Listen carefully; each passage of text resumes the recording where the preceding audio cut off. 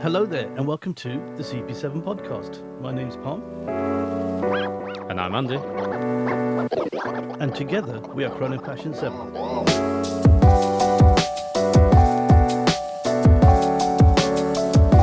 Hello, and welcome to a different kind of show today. It's going to be a short show, a no-nonsense show, no introduction, no wristwatch tech. We're going to go straight into the topic. In January, I decided to wear one watch for the whole month. It was a challenge I set myself. I don't know why I set myself that challenge. It was just something that happened. I put on a watch. After a few days, I realized I was wearing it every day.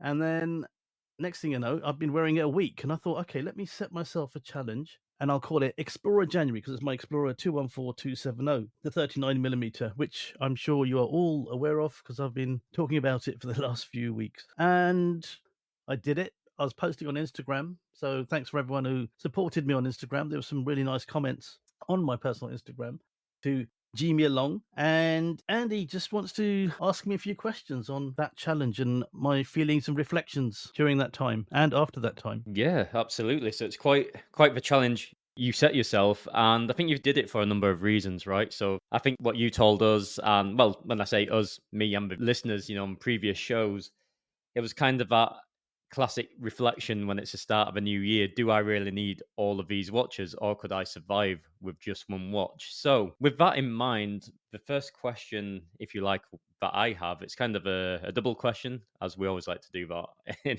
in our journalistic style of questioning. But I'd like to ask, what was the easiest part of the challenge for you? And equally, which did you find the hardest wearing that Explorer for the whole of a month? Okay, that's an interesting question.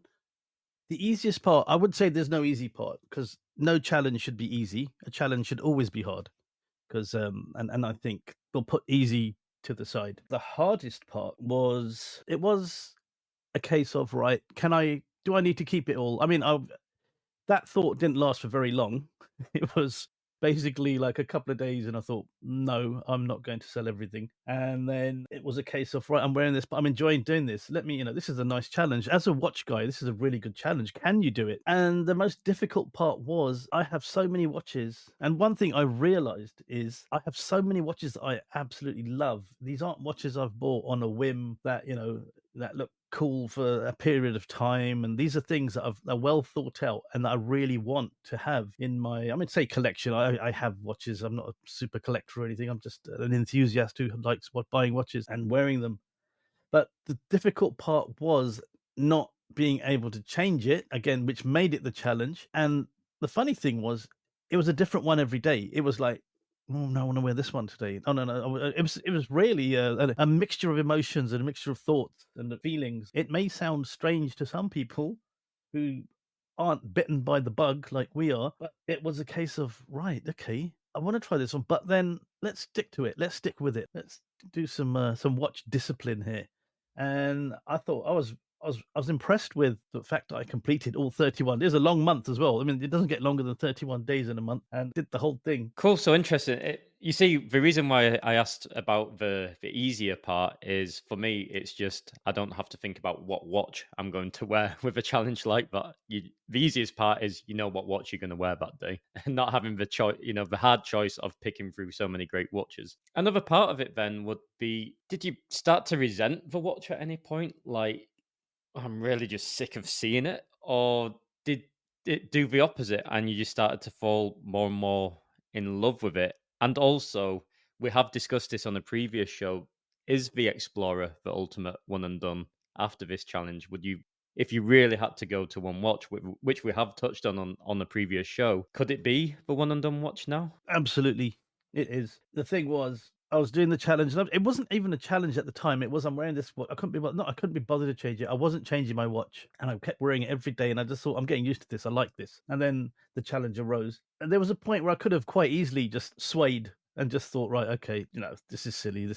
Let's not do this. I just kept seeing the Explorer everywhere on social media, on YouTube, and it was just people talking about their Explorers. I don't know, and I just thought, you know what, I can really get what they're saying because for January there's nothing going on. It's a very basic, simple watch, but it's an amazing all-round watch. It can fit any occasion, but January is just a cold month, well, here anyway, with nothing going on, having been out and about during Christmas, New Year's, seen family, seen friends, and it's just a dead month. That was almost acted as the companion for for those weeks. There's nothing Yeah, really I going on, like and that. it was almost a companion with me, which is the connection that I made with it. Yeah, I like that, and I think that is part of bonding with a watch. So, that's a great that you got that connection. And just going back to the first part of the question, there were too many questions maybe in in the initial. Did you start to hate it at any point, or did you just No, no, no, no. I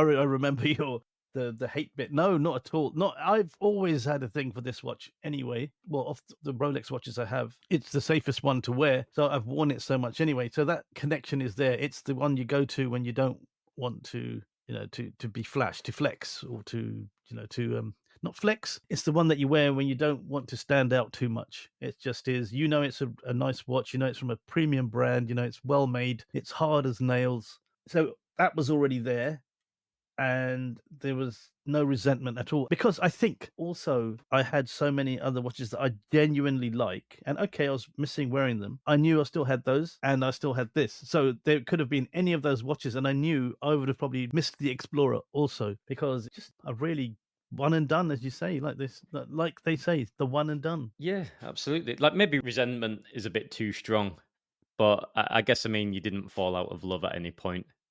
Because you can do well, not if it's a right watch actually. Definitely not. You don't fall out of love with a watch if it's the right one. But if you've maybe had a watch and you've never worn it for a solid period of time and then you suddenly do, then your opinion can change, I guess, in that period of time. But a classic like the Explorer, as you say, there's not much to dislike, Because right? It's just you perfect. could, you could, you could try, you could actually. The danger could have been you wear it for so long, and then you realize, oh, I don't like this. Oh, I don't like that. And then you start to find fault in it, Yeah, which is you, possible with some watches. You kind of, oh, this yeah, doesn't actually feel as nice as I thought it would. Oh, maybe I uh, should change the strap or the bracelet. yeah, No, no, this was not like that at yeah. all. So no, yes, I that's a don't know why. perfectly valid question. Yeah, No, I have this vision of like, because you're just like, okay, it's the Explorer again. What can I do different? And then you start getting the loop out, and then you see like, oh, it's not quite perfectly plotted that bit of loom, yeah. I And did then you're notice like, some oh, oh, scratches that I didn't defect. notice before. Yeah, Yeah, but I could live with scratches, and it's now. You know what? I'm not wearing it. I haven't worn it. I'm not going to wear it this month. It's not a challenge, but I think I'll just give it a rest and wear everything else. And yeah, and I do miss it. cool. No, that's good. So it definitely is a true one and done piece for you, I think. Another thing, how was the timekeeping? I know it's completely different to the challenge, but for a whole month, I'm guessing you didn't set the time; you just left it running. How did it keep up with the time? Oh no, no, no! It was fine. It was really good. It was really good like that. It was just it was a good boy. And I think the last part then of the overall summary, would you ever do a challenge like this again? Or have you done what you needed to do to prove to yourself that you could do that and you got the outcome you wanted anyway and the lesson, what it taught you? But would you ever do it again next January, for example? I was going to do it with the Seamaster, and I thought, no, don't be silly. Come on, you're missing all these other watches, because that was the one I thought. Right, I'm going to put that one on first. I don't know. It's a contrast, the yin and the yang. It's the black and white. I Yeah, put that on it's next, but I just thought, no. Next year I'll do it. I could do it later on in the yeah, year, but there's too much going on. Again, for safety reasons, I can't pick another watch. Not a good one that one I yeah. consider a higher end in my collection. I couldn't do that living in London. Yeah, that's such a shame, right? And I guess January the perfect kind of stay at home kind of month, right? I guess Yeah. another question what comes to mind as well is which watch did you miss the most? And surprisingly, it seems that the one you wanted to get back on your wrist was the Seamaster. And I know you do wear that piece a lot. And I'll be honest, the Great White, right? I when I see that, I do associate it with you. Like I'm like, that's Palm's watch, even if it's on somebody else. It's just kind of sometimes a watch just fits a persona perfectly. So was that the watch which you miss the most? Because I know how much you love the bluesy as well, and that's still, I'd imagine, honeymoon period as well. Yeah, the Seamaster I missed as a daily, I would say. It's a safe watch to take traveling. So I've traveled quite a bit with it. So I have quite a big connection with that one as well. But the Bluesy, because it's the last watch I bought, it's just that beautiful dial and the gold, and it just it for me that would be the one. that I thought of enviously while I Yeah. was doing the challenge. But now I can confirm I would never stick to one watch. I couldn't do it. It's just not in my personality. My personality is I have multiple things. I don't if I go and buy something like clothes or something, and then I see there's something in the same color, and I think, oh, okay, maybe I should get that as well. And then it's just like I can't just have one of something. I have to have a few, and different options, and it just is. It's just one of those things. Yeah, it's the whole style thing, right? It's and you're a stylish guy, and you couldn't just have one suit. It'd drive you crazy if you had one blazer and you had to wear that for a month. Like, it'd drive you No, insane as well, I'd right? go nuts. Yeah, I'd, That's a new oh, challenge, like GQ 1 month blazer yeah, challenge. one blazer, 1 month. Yeah, One and oh, done that blazer. Is that a thing? Maybe it is. You heard it here well, first. maybe it is now. You heard it here. Andy approved. Yes. It's Yeah. it's just things like that. Going back to the watches, but Yeah, of yeah, course. I have to have multiple things. That's my personality. I can't like pens. I couldn't just have one fountain pen. I've ended up with a few, and I Yeah. think a lot of collectors generally do that. People do that with cars. I couldn't do that with cars, but there are people who Yeah. have a collection of cars. Them, those are very lucky, fortunate people, or a collection of anything. I don't know. You can collect anything, really, can't you? Like sneakers. That's another huge Yeah. one. So yeah, like me with watches, I thought I could do just a one and done initially when I first got into the hobby, and now I found myself with definitely far more watches than I originally set out to have. And I think it is something what runs in our blood a little bit because I remember speaking with yourself and Martin, Martin Green on the previous show, and I didn't really ever think about fountain pens, for example. And now I've got my first entry level luxury fountain pen to test the water. I'm hooked, and now thanks to you guys, I'm looking for the next fountain pen. So again, it's just eclectic thing, right? It's just in us somehow, But you're being bring it good though back. with that pen. I've got to say, I expected you Yeah, to have like some sort of robot pen by now, but yeah. It's only because watches are getting in the way. Don't be, yeah, yeah, some crazy don't be watches, some fooled. crazy pens. Yeah, Yeah, it's not that. It's because I'm making sacrifice for something else. It's not the other way around. So when at the yeah. moment I'm quite content with watches, which is amazing. So there is a chance a new pen could come on the scene. So yeah, thanks to myself for planting that seed. I think. Well, there you go. I mean, it's pens are fun when when you use them as well. I mean, if you're not using them, then that's not great. Collecting, going back to the point, collecting things, luxury items as well is just like, I mean, like there are bags, people collect bags, shoes, that you can get anything. Vintage jeans, Yeah, people that jeans that someone wore 50 years ago, like really be like, yeah. yeek. Vintage clothing is so cool now. It's so hip right now, isn't it? It's so on vogue. But you can just collect anything. I'm just looking around my room, books, anything, DVDs. Oh yeah, it's people who collect headphones, speakers.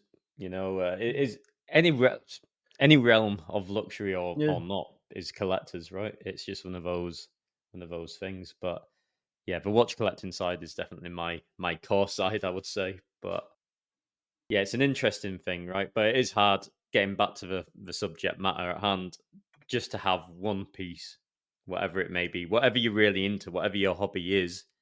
If it's a collecting hobby, like sneaker guys can't stick with one pair of sneakers. People who are big into fashion can't just have one suit what they wear occasionally. They have to have 7 suits for 7 days of a week and have different combination of colors and shirts.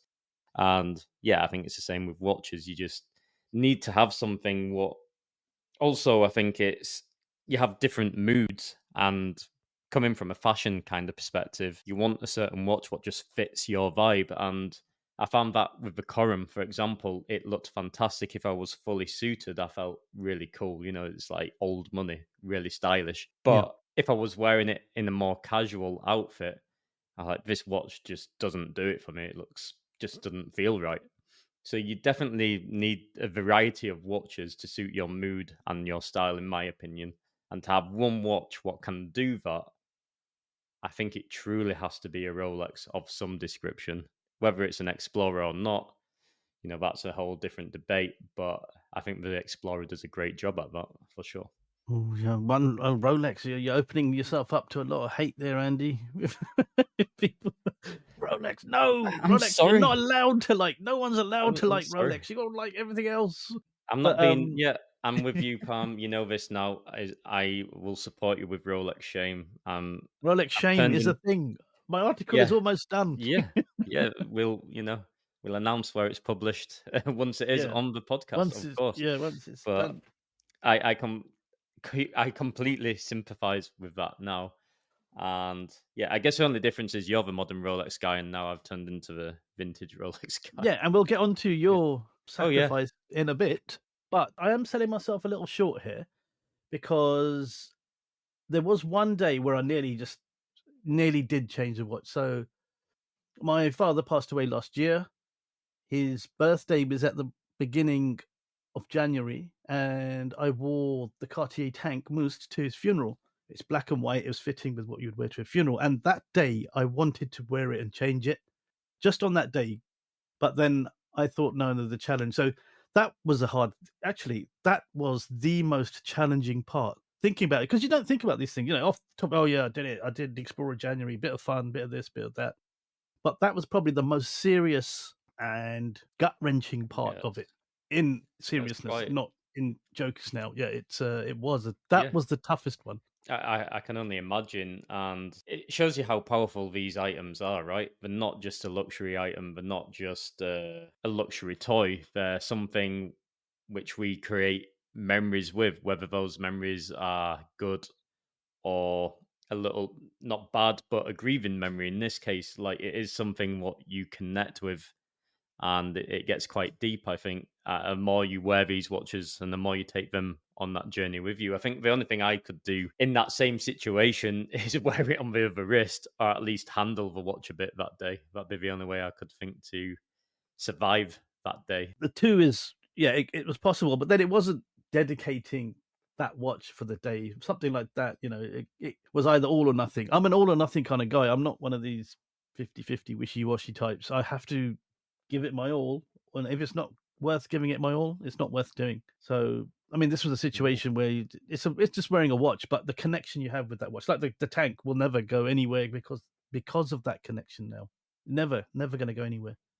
yeah. No, it's deep, but it's a reality of life, and I think also as a man, we don't have many possessions what we hold so close so much, and probably a watch, a wristwatch is the most personal thing we have, like a woman would have a necklace what connects to a mother or a set A of ring, earrings, a yeah. ring.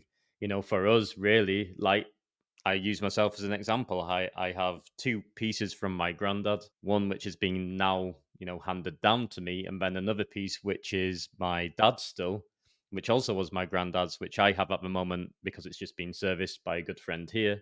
But when I next see my father again, I will return that to him. But at some point, that watch, and I hope that's a long way away, will at some point naturally it will come back to me, and that will be a huge connection. With two bloodlines in a sense. My dad and my grandfather. So it's deep stuff with and it's our connection, right? It's the only one we really have, I think, as watch guys, maybe Yeah, with these kind of items. Yeah. and that's why Patek Philippe have nailed it with that marketing. You don't, you keep the watch for the next generation. You never own it, and Yeah, I to a think degree, that it's true, right? it's an absolute perfect summary.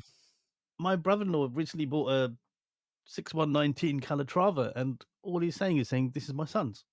He's got two sons. One of these, this is going to be his one. The next watch he buys will be for the next one for his youngest son. And he's not a big watch guy. He likes watches, he has an appreciation, but he's not a huge watch guy. But he bought Calatrava, a beautiful, absolutely amazing watch. It was just incredible, and I was so happy for him to get that because he's been after it for a while. And when things mean a lot to you, and it shows how much he covets that by saying that's for his next generation as well. It shows how important these things are, what value they have to us. Yeah, it also shows a true collector, I think, and a true watch guy. For me, also, it's exactly the same thing. Like with the watches I have, whichever collection I end up finishing with, my intention is at some point, I really think with the current watch, we'll get onto that maybe just to round up. We'll go to my nephew and my niece. It's a bit of you what you give to them, right? For the next generation and a hand down. I think it's a generational thing, and I think it's something what's quite magical about watches, I think personally. Yeah, it's almost as if when people give you something or memories are attached to a watch, they're almost carried within that watch. Yeah, it just makes you think of that person. Yeah. And again, using my granddad's watch as an example, there's stories what my parents tell me about my grandfather. He was quite a character and he loved wearing that watch. He was wearing it quite a lot. So that when they tell me those stories, I picture him with the watch on during that story, it just creates a whole different connection, which you wouldn't have had without those memories linked. So it's certainly that's what you do. You buy a watch, even if it's a brand new watch, you buy it, you create memories with it, you tell those stories to the next generation, and then they get that connection. And I think that's a truly special thing about watch collecting and watches in general. Yeah, well, they sell it, so Well, we can't let's do hope they anything don't. about Yeah, that, but let's if hope they they do, don't. But yeah, I hope they if get a they need load the of money, money, yeah, and yeah, exactly. I If hope they it need helps them that out. money and it's it means more to them than the watch that Mate, gives them a yeah, better advantage in life, then there so you be go. it. Yeah, if they start a new business and grow into, I don't know, the next SpaceX, then good for them. I have no issue with it. Yeah. So on the final day of the challenge, I did kind of think it's really cool, and I think to be honest with you, one of the best parts for me was on Instagram. I had a couple of people that joined in. So to me, that was surprising at first. It's like, wow, people are actually watching this, as in like for real. And it just goes to show that you share these watches with those people as well, because you have to have an Explorer to join in. Not everyone has an Explorer, but it's such a good. It shows how good a watch it is and how social media, the positives of social media. It showed me as well. And not just it's all it gets a bit of a bum deal sometimes because of a lot of negatives that arise from it. But I think that's another really nice, heartwarming thing was having support from people, not just the people that explores, also comments. Like I had people messaging me who hadn't spoken to in a long time, saying, "Yeah, keep going." And okay, I was hamming up a little bit. Oh, it's a struggle, but deep down it was a little bit. Obviously, the birthday thing that was tough, but I didn't. I never published that on I wouldn't publish that on Instagram. It was just nice hearing people saying, "Yeah," and you feel connected. You feel part of a community as well. The watch community is great when these things happen. Yeah, there's such an amazing side of social media as well. It's just finding that balance, right? And I do think it's such an amazing community in the watch world as well, which is vast and wide, right? Like we know people from, Malaysia to Australia to Ireland to UK to Dubai, Dubai, yeah, everywhere. Yeah, it's just this network of people, and we're all connected through this one passion, which is, it's like the mates straight away. It's just so easy to connect with these people because you just have so much in common.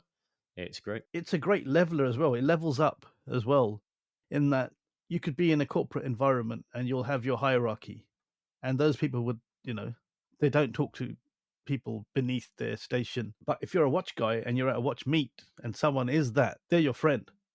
They're, I mean, unless Yeah, there's some serious super billionaire, then obviously realistically they won't talk to you. But just people of a different people from all walks of life love watches and they love the passion that we all have and they love to share it, which is the great equalizer as well, I think. yeah, 100%. It's as much as a collecting hobby and a passion about watches, it's a great networking opportunity. And some of the people who you meet, you make lifelong friends, you know. I'd like to say, such as yourself, Palm, Yeah, well, with there us, we go. But two, you know, you're listening to as the two right example. here. Yeah. It's crazy, right? But it happens. That's how it happens. So, and we met through the passion of collecting watches, and there we go. So, Exactly. And here we here we are. are on the CP7 podcast. Yeah. CP7 podcast. Here we are, live and direct. So, Andy, what I didn't do a wristwatch check on purpose at the beginning, but interestingly, what have you got on the wrist? And I believe you have set yourself a little challenge also. Yeah, so Palm is now the official influencer of the CP7 podcast, and he had the power to influence me as well. So I'm rocking the Rolex 1007 Oyster Perpetual with the Tropic dial. I've been raving about it. So everybody knows what it is, I think, now who listens to the show.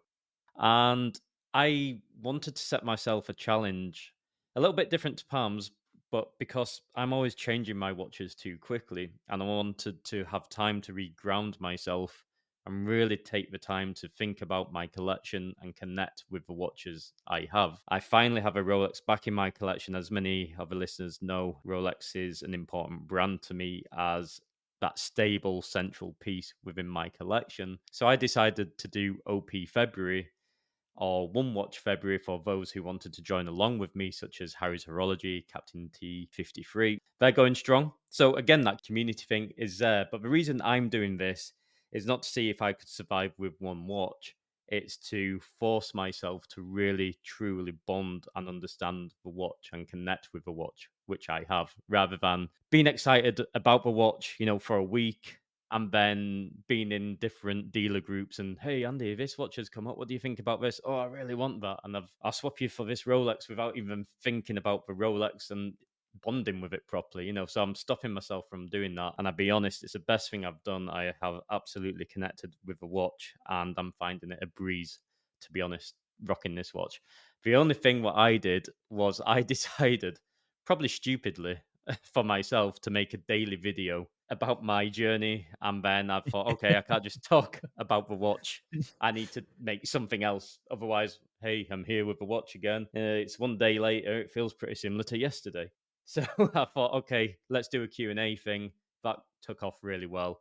Again, the community coming in, and yeah, I'm having great fun, but it is a challenge to do the daily videos. So I'm going to say the biggest challenge for me is not wearing the watch for the whole of February. I'm in love with it. I'm not finding it hard at all so far.